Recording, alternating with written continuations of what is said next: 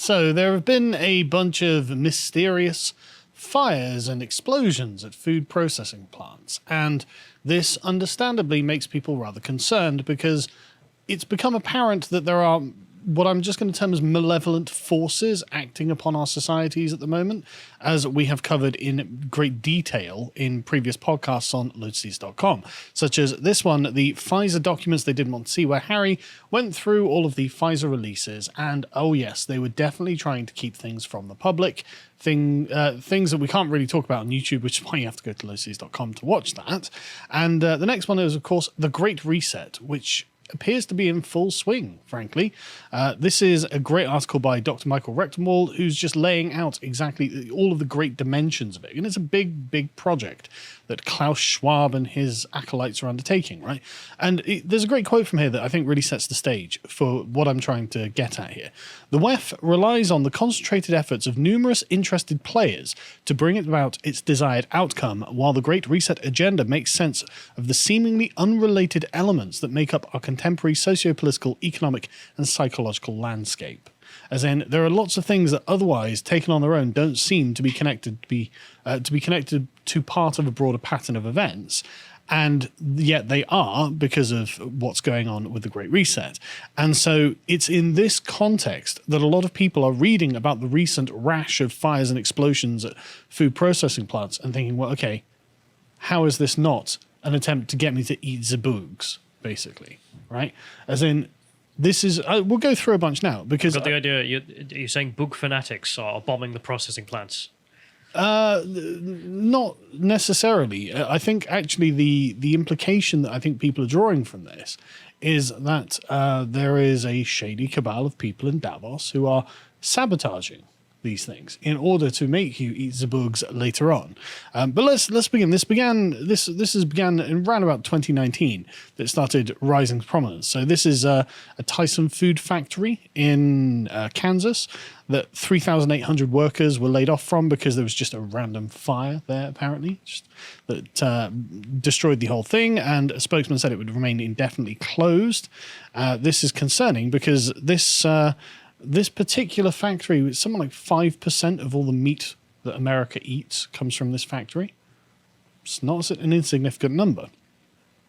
And this, I mean, if you get to the next one, this is from the Fence Post, which is an agricultural website that deals with all this.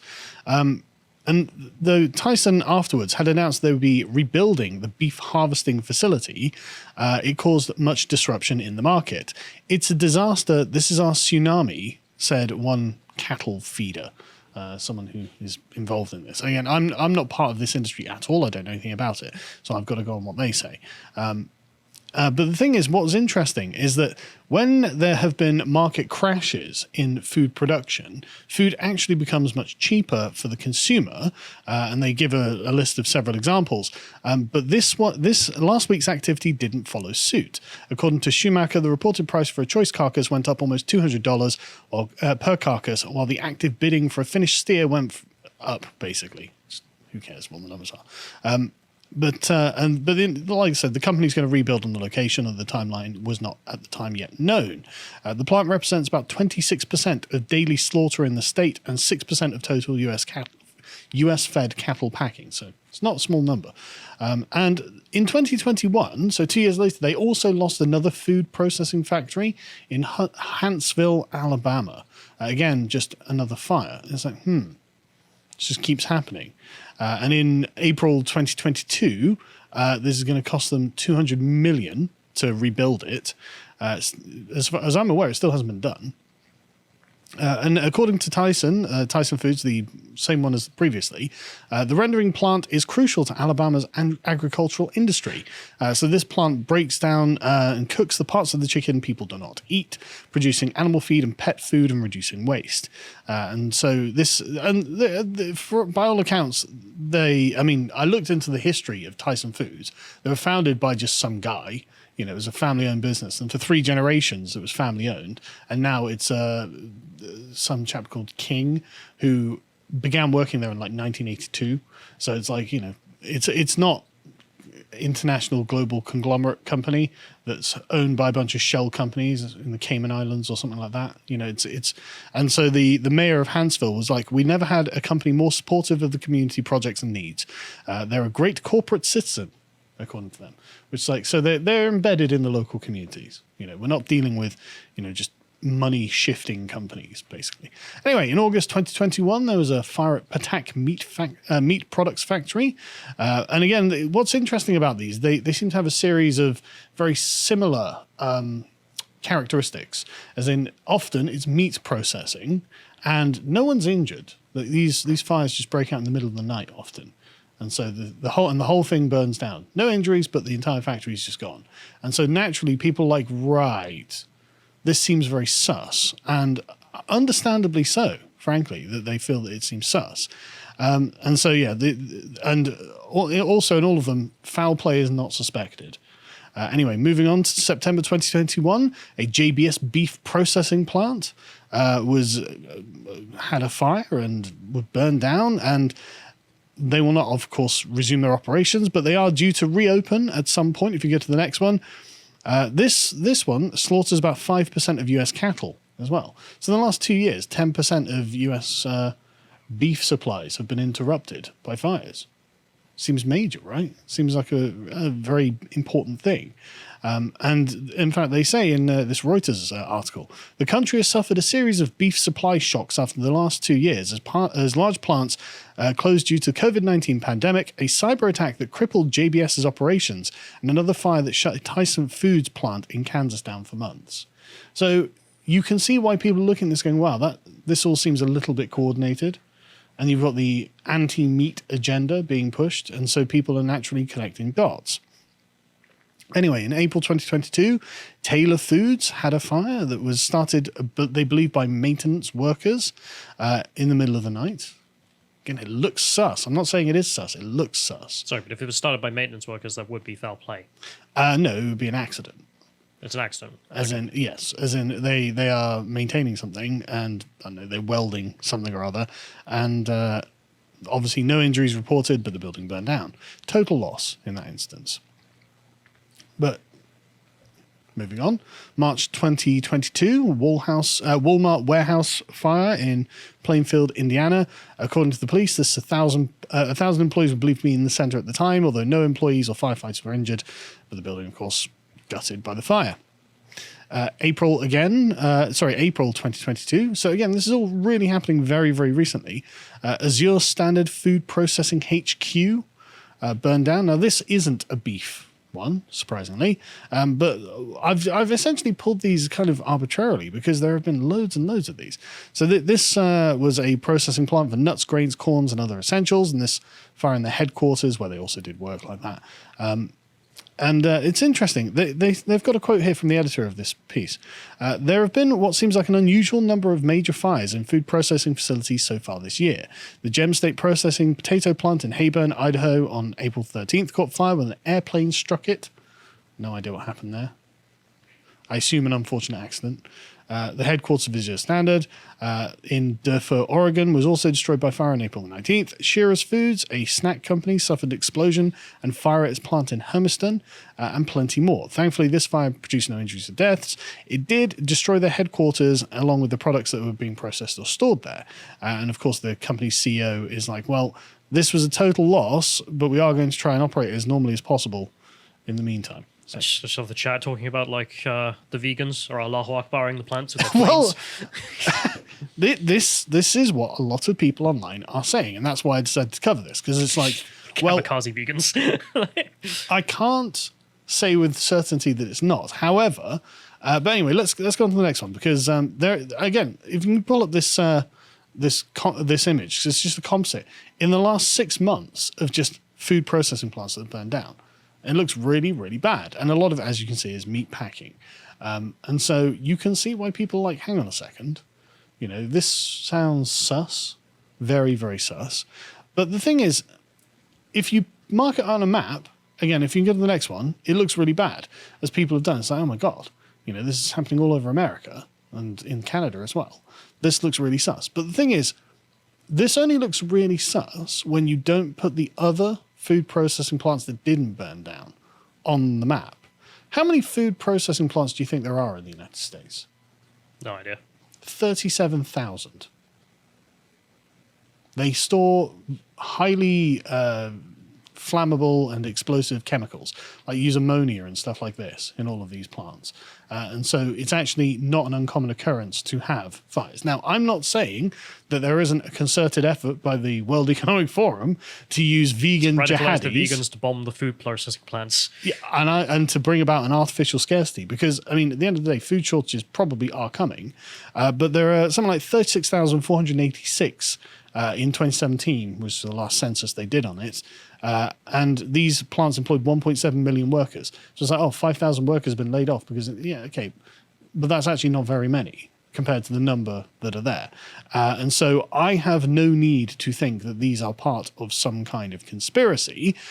They do want you to eat the bugs, but I don't think they are actually engaging in vegan jihadis. Fastest way to do that probably isn't kamikazes. No, I probably think not. Klaus Schwab will come up with something better than kamikazes before then. Yeah, I think so. Might get caught as well. Yeah, but then as we were saying, that's not to say that food shortages aren't coming, because I'm pretty certain that they are actually coming at this point. Fertilizer prices, as we were just talking about before the podcast, have been rising anyway, but obviously these have spiked because of the invasion of Russia and the sanctions, the Russian invasion of Ukraine and the sanctions that we've put on Russia in return. Russia happens to be one of the largest exporters of fertilizer, and who knew until this happened? Until everyone was like, okay, there are consequences to you sanctioning this massive country that produces stuff that we need. Fertilizer costs have apparently doubled from a year ago as the war in Ukraine has disrupted the flow of supplies from Russia, the world's largest exporter of the commodity.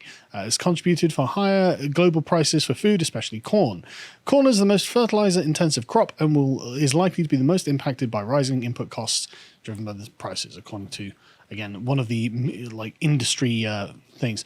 And Joe, apparently it's worse than that, because we were looking at the graph before we started, and it's tripled now. So it rose from like $80 to $200 per presumably ton because of pandemic, and then just has spiked again because Russia can't export their fertilizer now. And so it's over triple the cost that it was a couple of years ago.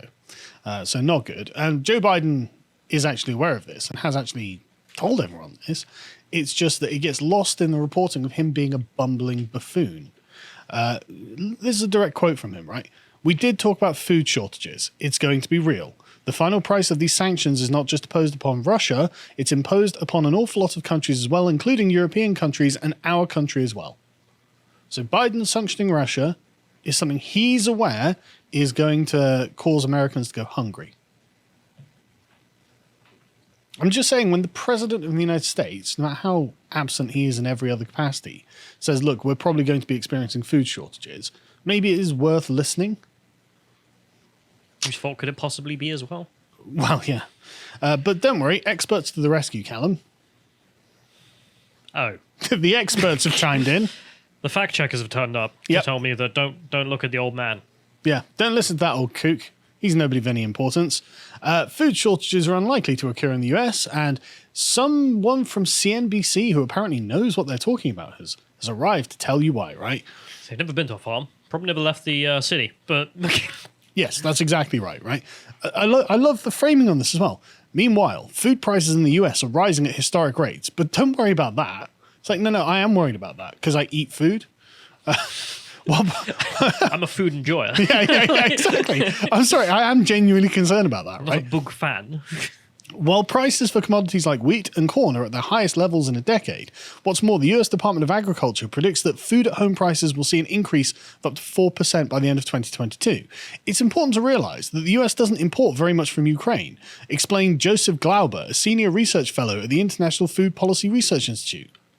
But that's not what we were talking about. We weren't like, oh no, we're not going to get grain supplies from Ukraine. We're not going to get fertilizer from Russia. Like, why would you say that, Joseph? Unless you were deliberately trying to mislead people? Right, the next one, we may see some shelves that are empty for various kinds of food products like we have for a while now as we recover from the pandemic, says Scott Irwin, the chair of the agricultural marketing at the University of Illinois Urbana-Champaign. But I can say with some real confidence that in the United States, the average consumer is not going to see a shortage of bread because of what's going on in Ukraine. No, they're going to see a shortage of bread because they can't afford the bread, because less will have been made, because it requires Russian fertilizer, and we're not importing Russian fertilizer. But it's amazing how the fact checkers don't worry, we don't get grain from Ukraine. It's like, yeah, but that wasn't the question. I have seen in the Discord as well, I don't know if you were going to mention, but there's, I can't remember the chap's name, but he keeps mentioning the fact that Russia's also a massive exporter of food to the third world countries. Yes. Not out of the goodness of their hearts, because... Weirdly, Egypt.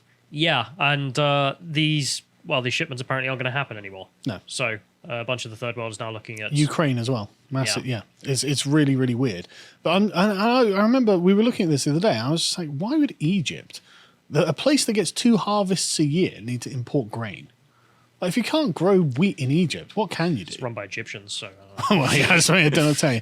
But anyway, so, and just to hammer this home, people in the UK thinking, well, at least I don't live in America, not my problem. Yeah, we're going to get this. We're going to get food shortages here too. And this was literally today that the Independent published this, because farmers have warned that the UK is sleepwalking into food shortages because of rising costs of fuel, fertilizer, and feed. One farmer in Snowdonia told GB News, "We're walking into food shortages, and that's a fact. I could take you to 10 farms in the surrounding area now that have been turning down their production. Chicken farmers, egg producers, milk producers, even beef and lamb, because feed prices are going through the roof. We've got absolutely ridiculous fertilizer prices, and we can't forget that half the food produced in this world comes from artificial fertilizer. The price of nitrogen fertilizer, of course, gone up to £1,000 a ton."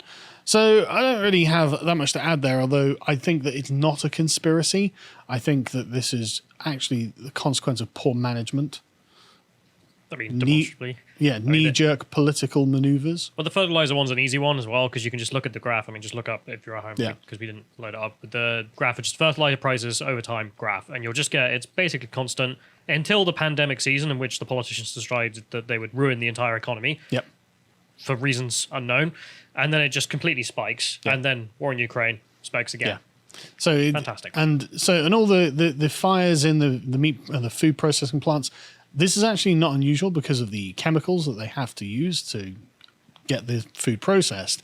There are lots of things, and I think what's been happening is basically a kind of self-selection, that people on the internet have started to look for this kind of thing and are putting together a pattern without realizing that this is actually not unusual, and it's actually a very, very small amount of food processing. What are you smoking about? Because the chat is like, it's time to go in the fields and start pooping. I don't know. Yeah, they do that in North Korea. Yes. Yeah, so... You've told me before. Yeah. But anyway, so the food processing plant's probably not a consequence of WEF conspiracy, although food shortages are coming. If you appreciated that segment from the podcast of the Lotus Eaters, you can go to lotuseaters.com to get access to all the premium content we have on the site, such as the Epoch series, this one between Carl and Bo, on the life of Napoleon, the beginning of the end, part 6. And if you want to follow what else Carl's putting out, you can follow him on Getter at Carl Benjamin on Getter. Thank you and goodbye.